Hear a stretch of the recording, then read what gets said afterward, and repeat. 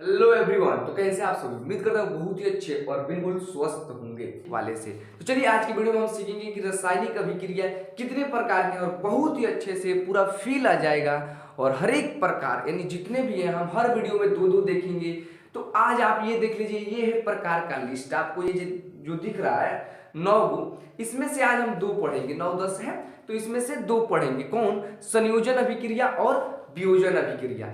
क्या होता है संयोजन अभिक्रिया और क्या होता है वियोजन अभिक्रिया, बहुत ही अच्छे से आपको समझ में आ जाएगा। देखिए सबसे पहले देखिए संयोजन अभिक्रिया। संयोजन यानी होता क्या है ये समझिए, इसका मीनिंग समझिए। संयोजन यानी किसी भी चीज का, अगर समझिए हम सिंपल में समझा रहे हैं कि किसी भी चीज का योजना बनाना है। अब योजना बनाना है तो योजना के लिए तो टीम को गठित करना पड़ेगा।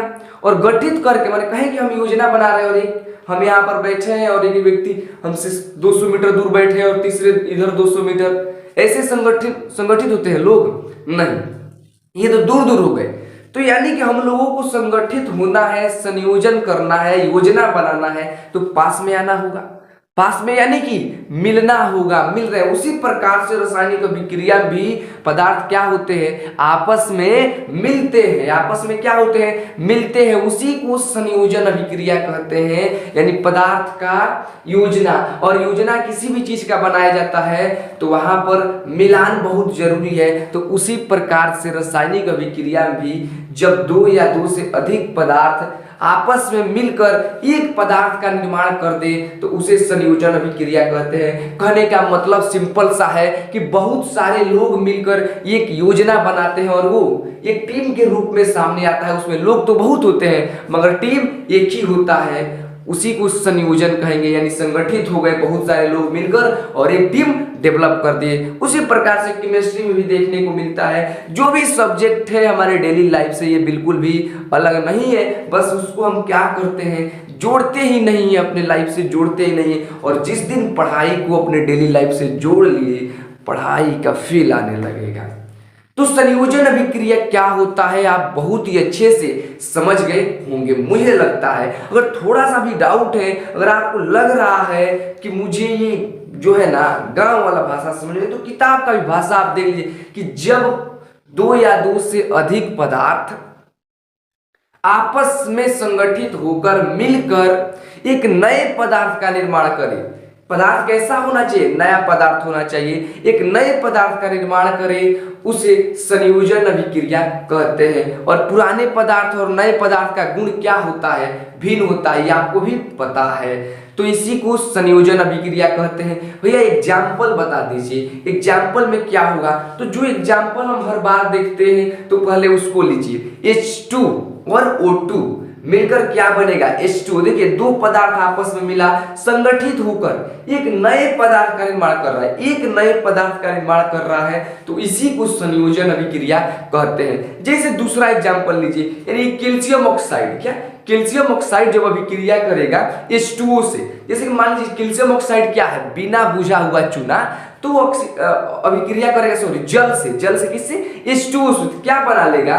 Calcium hydroxide. आप सिंपल में समझ जाइए कि भैया चूना में पानी मिलाएंगे और जब चूना बुझा हुआ नहीं है यानी कि वो बुझ जाएगा, वो बुझ जाएगा। तो इसी बुझे हुए चूने को ना कहते हैं कैल्शियम हाइड्रोक्साइड यानी कि CaO और OH का होल ट्वाइस, इसी को कहते हैं कैल्शियम हाइड्रोक्साइड। यहाँ पर आप देख सकते हैं कि कैल्शियम ऑक्साइड अभिक्रिया कर रहा है जल से और बना रहा है कैल्शियम हाइड्रोक्साइड, यानी बिना बुझा हुआ चूना, और इसको बिना बुझा हुआ चूना कहते हैं। तो ये है संयोजन अभिक्रिया के एग्जाम्पल। और मुझे लगता है कि अब आपको पूरा फील आ गया होगा कि संयोजन अभिक्रिया किसे कहते हैं।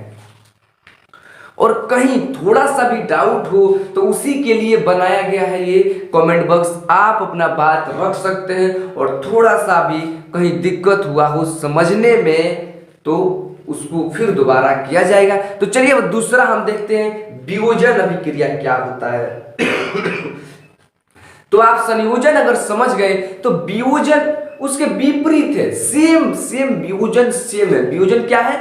उसके विपरीत है। कैसे? संयोजन यानी यहां पर योजना हो रहा है, ये अयोजना होगा तो कुछ लोग मिलेंगे। लेकिन वियोजन यानी वियोजित हो जाना, खंडित हो जाना, टूट जाना, नष्ट हो जाना।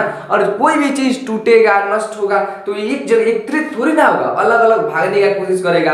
कोई टीम हो या कुछ भी हो, कोई सामान हो, कोई वस्तु हो, कोई भी चीज हो, जब वो टूटेगा, खंडित होगा तो पास में थोड़ी ना आएगा, वो दूर दूर भागने का कोशिश करेगा। और जब कोई चीज टूटेगा, खंडित होगा, दूर दूर भागेगा तो निश्चित है कि पहले अगर एक था तो और अधिक बनेगा। यानी कि जैसे कि फिर लीजिए कि एक टीम है, उसमें बहुत सारे लोग मिलकर काम कर रहे हैं और उसको कोई खंडित कर दे, कोई तोड़ दे भ्रम में डालकर, तो क्या हो जाएगा? पहले तो एक टीम था, एक विश्वास था, लेकिन अब अलग अलग लोग हो जाएंगे, छोड़कर सभी लोग जाने लगेंगे, यानी कि अलग अलग देखने को आपको मिल जाएगा। तो यहाँ पर क्या हुआ? खंडित हो गया, खंडित हो गया। उसी प्रकार से सेम रासायनिक अभिक्रिया में भी होता है कि कोई अकेला पदार्थ यानी कोई पहले से पदार्थ टीम बनाकर बहुत ही मजबूती से यानी एक दूसरे को बहुत ही मजबूती से पकड़कर बैठा है, लेकिन किसी कारणवश वो क्या हो जाता है? टूटकर अलग अलग भागों में, दो भागों में या दो से अधिक भागों में बंट जाता है, दो भागों में या दो से अधिक भागों में बढ़ जाता है। इसी को वियोजन अभिक्रिया कहते हैं। इसको परिभाषा के द्वारा अगर आप समझे, मुझे लगता है समझ में आ गया होगा, लेकिन परिभाषा के द्वारा समझे तो जब यानी कि वैसा यौगिक जो एक दूसरे से बहुत ही जटिलता से यानी कि कहे ना तो वे पदार्थ यानी वैसे यौगिक जो बहुत ही हार्ड हो और वो टूटकर दो या दो से अधिक नए पदार्थ का निर्माण करे तो उसे ही रसायन वियोजन अभिक्रिया कहते हैं। उसे क्या कहते हैं? वियोजन अभिक्रिया कहते हैं। उसे ही क्या कहते हैं? वियोजन अभिक्रिया। इसमें क्या होता है? यानी ऐसा अभिक्रिया है ना जिसमें यौगिक के बड़े बड़े अणु, यौगिक के बड़े अणु कहने का मतलब है अगर पहले से जो टीम बना होगा, मजबूत होगा, बड़ा होगा, तो इसमें भी यौगिक के बड़े अणु टूटकर छोटे छोटे अणु में क्या हो जाते हैं? विभाजित हो जाते हैं, बट जाते हैं। इतना तो आपको समझ में आ ही रहा होगा कि कोई भी चीज बंटेगा तो दो या दो से अधिक में हो जाएगा और छोटा होगा। एक टीम है, अगर वो छोटा ही टीम है लेकिन बढ़ जाए तो उससे भी छोटा हो जाएगा। जैसे आप यहाँ पर लेंगे CaCO3 कैल्शियम कार्बोनेट, तो ये किसमें बढ़ जाएगा? CaO यानी कैल्शियम ऑक्साइड और कार्बन डाइऑक्साइड में बढ़ जाएगा। क्यों? ये टूट कर देंगे, एक जटिल पदार्थ है क्या?